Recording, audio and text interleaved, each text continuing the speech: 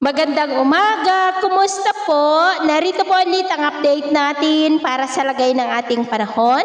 Ngayong umaga po ng May 29, 2025. Sa ngayon po ay ramdam na ang mahinang daloy ng hanging habagat o yung tinatawag po natin na southwesterly wind flow dyan po sa kanlurang bahagi ng ating bansa.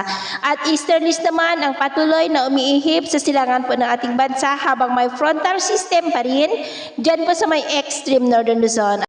At sa labas ng ating area of responsibility sa may South China Sea ay may LPA po pero malayo na yan at hindi na po banta sa ating bansa ngunit bahagya po nitong nahahatak ang southwesterly wind. At ito naman ay pinapakita ng forecast model natin pong ginagamit hanggang po sa susunod na 2 linggo.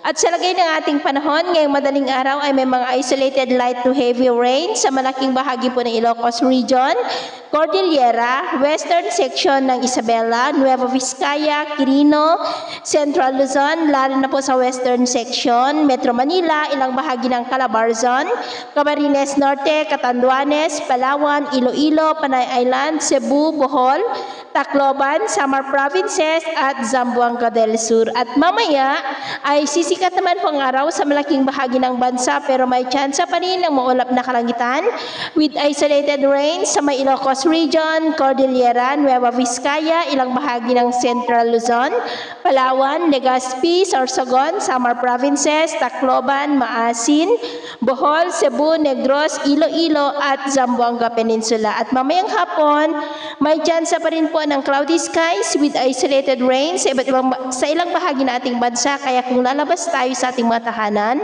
ugaliin lamang po natin lagi ang magdala ng kahit anong panangga natin sa init ng araw at proteksyon na rin po sa mga biglaang buhos ng ulan.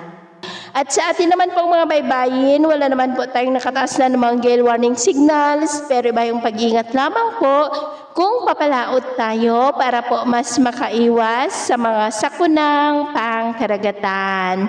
So, ito lang latest update natin sa araw na ito. At pumili si James na nagsasabing sa kahit na pagsubok po na darating sa ating buhay, huwag na huwag po tayong mawawalan ng pag-asa. Thank you and God bless!